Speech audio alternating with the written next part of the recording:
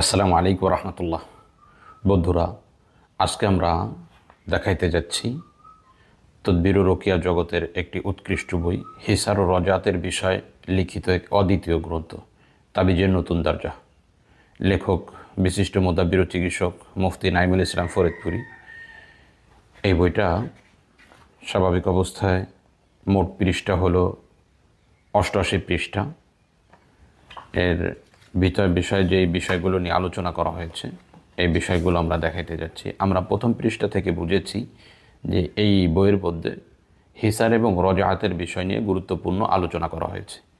একজন চিকিৎসকের জন্য হিসার এবং রজাআতের বিষয়টা কতটা গুরুত্বপূর্ণ এটা এই বইটা অধ্যয়ন না করলে আপনি অনুধাবন করতে পারবেন না, বুঝতে পারবেন না। আমরা আগে প্রথমে দেখি যে এই বইয়ের মধ্যে কি কি বিষয়গুলো নিয়ে আলোচনা করা হয়েছে। এক নম্বর আলোচনা করা হয়েছে ভূমিকা নিয়ে, তারপরে আমার শেখ আল্লামা হেলাল উদ্দিন সাহেবের একটি ঘটনা, এরপরে মানুষ ফেতরাতকে আল্লাহ তাআলা যেভাবে বানিয়েছে, জাদু জিন ও তাবিজের প্রভাব যে মানুষের উপর পড়ে তা আমরা কোরআন হাদিস থেকে জানতে পারি।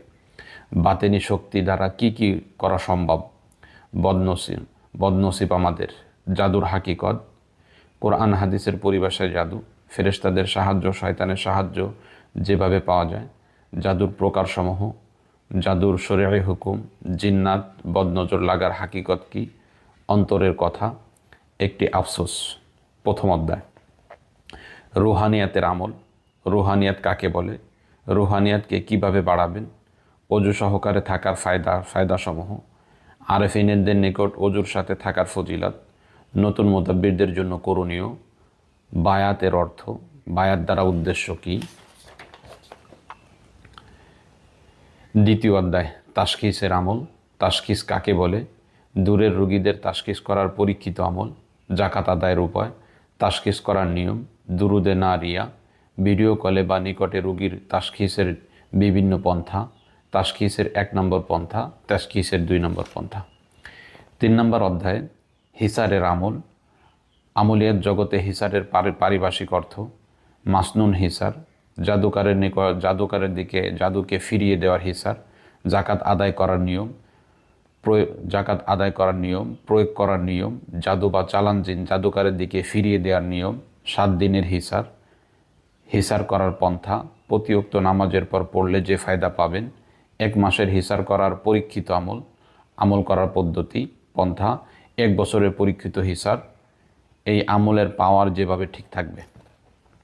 চতুর্থ অধ্যায় রজাআতের বিষয় আমল, রজাআতের আলামত, রজাআত কেন হয়, রজাআত থেকে কিভাবে বাঁচবেন, রজাআতের চিকিৎসা ও বাতিল করার উপায়, যদি মারাত্মক রজাআতের শিকার হয়, ঘর হিসার করার পরেও কেন স্ত্রী, ছেলে মেয়ে জিন ও জাদুতে আক্রান্ত হয়। 5 নম্বর অধ্যায় ইস্তেখারার আমল, ইস্তেখারা কাকে বলে, ইস্তেখারা একটি মাসনুন আমল, ইস্তেখারার মাসনুন ও সহি পন্থা, ইস্তেখারার মাসনুন দোয়া, ইস্তেখারার বিপরীত করা যাবে কিনা, ইস্তেখারার কতবার করতে হবে, ইস্তেখারার বিষয়ে কিছু ভুল কথা, ইস্তেখারায় আমাদেরকে বিষয়টি কিভাবে অবগত করা হবে, ইস্তেখারার আরও একটি সুন্নত পন্থা, আত্মীয় স্বজনের জন্য ইস্তেখারা, অন্যের মাধ্যমে ইস্তেখারা করানো, স্বপ্নে সব কিছু ভিডিওর মতো দেখতে পাওয়ার ইস্তেখারা, জাকাত আদায় করার নিয়ম। 6ষ্ঠ অধ্যায় যে কোনো জাদু নষ্ট করার খাজানা, ঘরের জাদু নষ্ট করার আমল,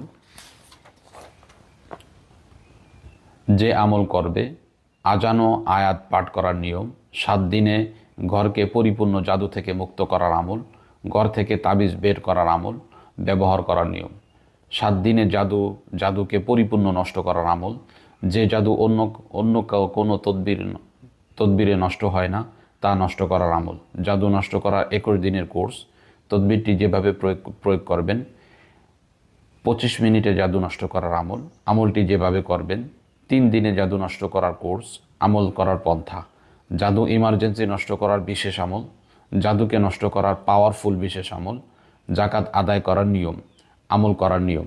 7ম অধ্যায় জিন ও আসিফ জিনের আলোচনা, জীবনে কখনো রজাআত না হওয়া এবং জিন মোদাব্বিরের নাম শুনলেই পালিয়ে যাওয়ার আমল, সূরা তারেকের জাকাত আদায় করার নিয়ম, জাকাত আদায়ের পর যা করতে হবে, এমন আমল যা করলে কোনো জাদুকর আপনার কিছুই করতে পারবে না, সূরা কুরাইশের জাকাত আদায়ের করার নিয়ম, জাকাতের শর্ত ও যা থেকে বিরত থাকতে হবে, আমল যেভাবে চালু রাখবেন।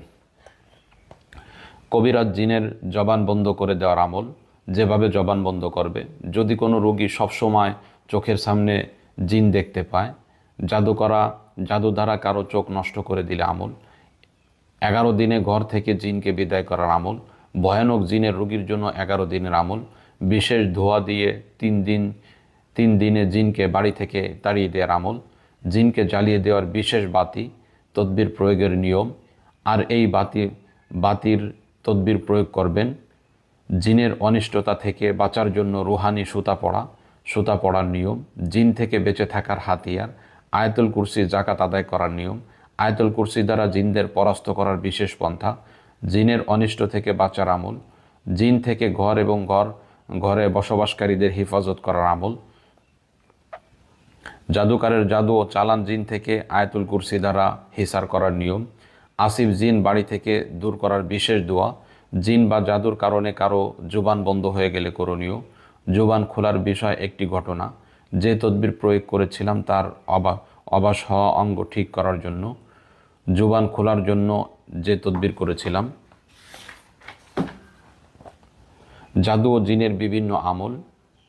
হিদায়াত, রোগীদের বাতেনি চোখ খুলে জিন দেখানোর আমল। রোগীর বাতেনি চোখ খুলে জিনকে হত্যা করার উপায়, হত্যা করার পন্থা। বাচ্চাদের নখের উপর হাজিরাতের আমল। সূরা কুরাইশ দ্বারা হাজিরাতের আমল। হাজিরাতের বিশেষ আমল। রোগীর বাতেনি চোখ খুলে জিন দেখানোর আমল। জাকাত আদায় করার নিয়ম। সূরা ইখলাস দ্বারা জাকাত আদায় করার নিয়ম। হাজিরাত করার নিয়ম। হাজিরাতের এক নজিরবিহীন আমল। জাকাত আদায় করার নিয়ম। শেষ কথা। এইভাবে এই সবগুলো পন্থা নিয়ে লিপিবদ্ধ করা হয়েছে আমাদের এই কিতাবটি। এই কিতাবটির মধ্যে মুদাব্বিরের জন্য যেই বিষয়গুলো একত্রিত করা হয়েছে, সব বিষয়গুলো অতি গুরুত্বপূর্ণ এবং গুরুত্বর সাথে এই বিষয়গুলো আমাদের জানা দরকার। যেমন আমরা যারা তদবির করি, অথবা অনেকের বাড়িতেই বারবার জাদু করা হচ্ছে, জাদুগুলোর কারণে আমাদের পেরেশানিগুলো দূরই হচ্ছে না, এইরূপ লোকদের জন্য হিসারের আমল রয়েছে। যেমন আমরা হিসারের একটা আমল পড়ি।